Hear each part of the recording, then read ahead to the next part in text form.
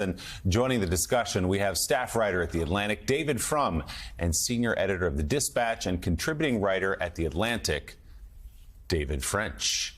Good morning to you both. David Frum, earlier in the show, we were talking about your new piece for The Atlantic titled Another Flop from GOP Productions. In it, David writes this, quote, "The coming House hearings on Hunter Biden will be a repeat dose of whitewater delusion, a Republican circus act that will not impress voters.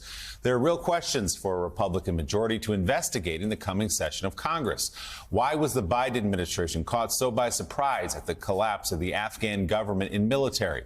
What can actually be determined about the origins of the coronavirus pandemic? How did immigration controls at the southern border fail?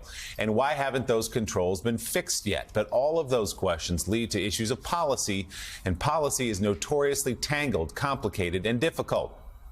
What Republicans want instead is an excuse for their enabling of Trump. They yearn to spread their fantasy narrative that Biden's attempts to be a supportive father to an errant son are the moral equivalent of Trump family's looting of the U.S. government.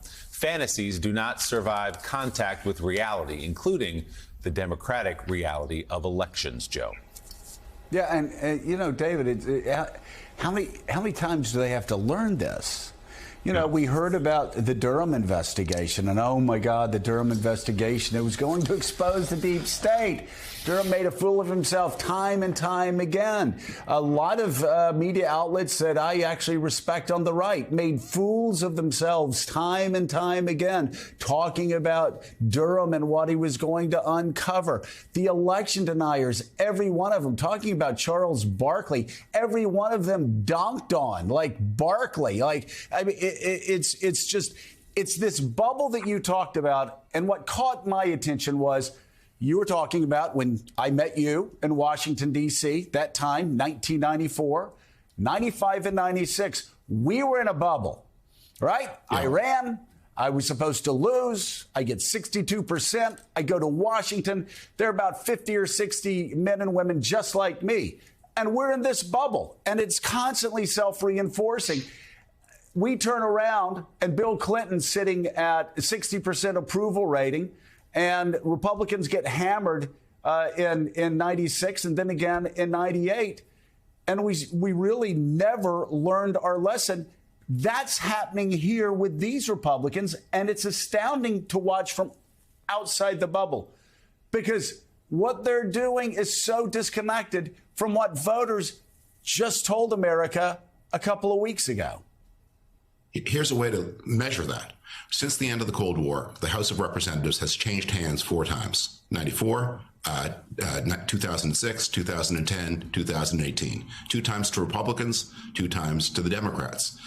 The 2 times the House flipped to the Democrats, 2006, 2018, the Democrats won the presidency 2 years later. The 2 times it flipped to the Republicans, 1994 and 2010, they lost the presidency 2 years later. Why?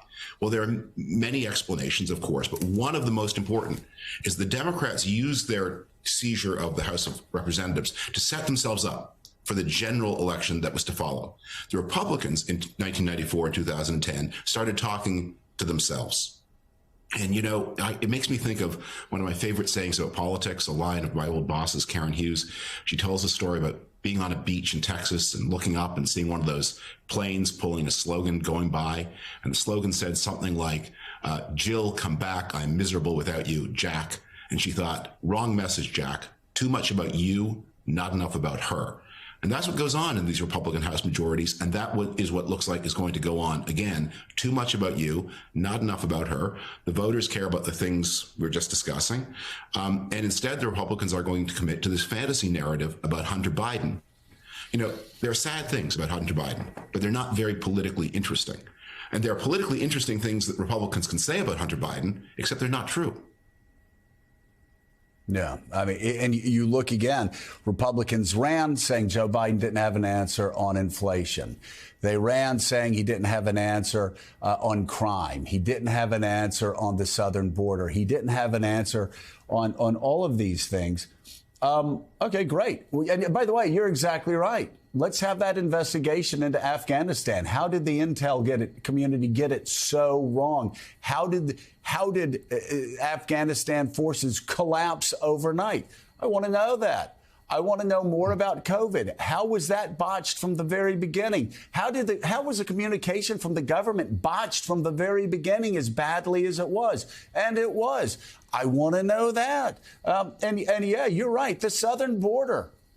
Investigate the southern border. Let's talk about the absolute chaos and the humanitarian crisis on the southern border.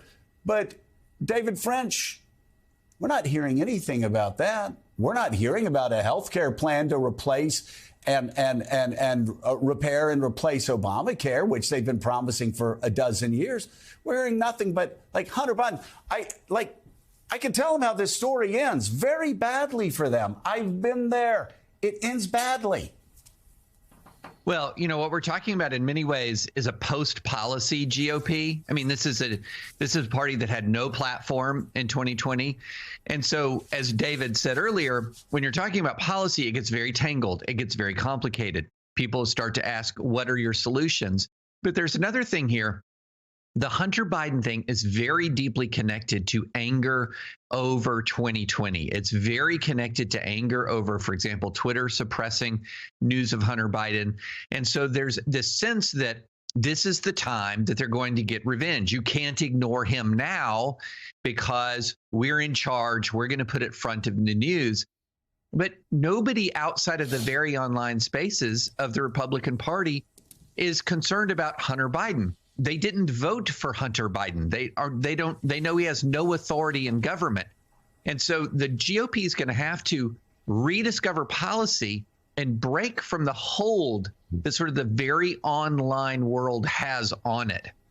And that very online world translates into Fox Primetime, into sort of this closed community of conservative infotainment that drives the GOP more than anything else. Well, I would say almost more than anything else, because there is some stock taking going on right now post 22. There are people who are more open to questions about the course of the party after 2022 than I saw after 2020, certainly. But Get ready for the Hunter Biden circus. But it is connected to that anger over the 2020 election.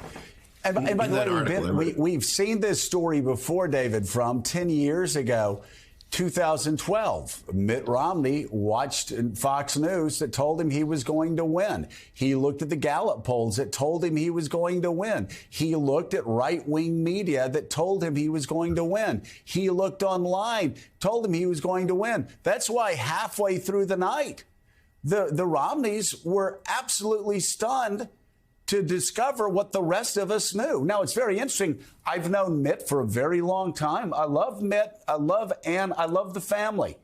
But during the race, he stopped coming on our show. And he stopped coming on our show, not because I was tougher on him than anybody else, but it was outside of that bubble. And this is what Republicans did in 12. It's what they're doing right now. You very kindly, on the Thursday after that Tuesday vote, had me on this show to promote a book I wrote called Why Romney Lost. That book was published on the Thursday after the Tuesday vote. Now, I write fast, but I don't write that fast. I had spent 3 months writing a book called Why Romney Lost. It was obvious to me why he was going to lose. The book became very successful thanks to you. The question is, I didn't have access to the proprietary data. How come I could see it and the Romney campaign could not? Yeah, I mean, it's interesting. I remember in the summer, the worst barrage I've ever gotten on Twitter since I got on in, I think, 2009 was in the summer. I said something about Romney's campaign not going well, and I was a commie. And then I think it was in August or September. And I don't usually remember things like this, but it was so intense. And I was shocked because what I was saying, like I was saying in early September, the Romney campaign's in trouble. And I get absolutely blasted by some people who are still on Fox News primetime, once again calling me a commie and all this other stuff. Well, I was just reporting. And I love Romney, but they didn't want to hear it. They just, and again, it's this bubble. And you look, Jonathan Lemire, you look at what's happening with the House Republicans now.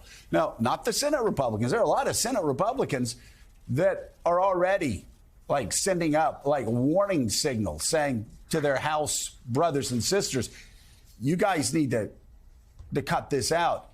But you look at the bubble, and both the Davids are talking about it so well. These people live in a bubble. They live in a bubble of election deniers. Ends up, that doesn't rate so well. That doesn't fill the seats in the theaters. Like, you lose elections if you're an election denier. But if you're in that bubble, that's all you've heard since 2020. All of you heard is like Hunter Biden since 2020. They're angry about it. And there's some things like, yes, why don't we figure out, why wouldn't Twitter allow a New York Post article about Hunter Biden's laptop to go on there? Now, that's a good investigation to have. Go ahead and have that. Talk about how some things went down the way they did in 2020. But for that to be your singular focus, when Americans are still concerned after the election about inflation, about quality of life issues, especially in bigger cities, about crime, about the southern border, they're still concerned about those issues.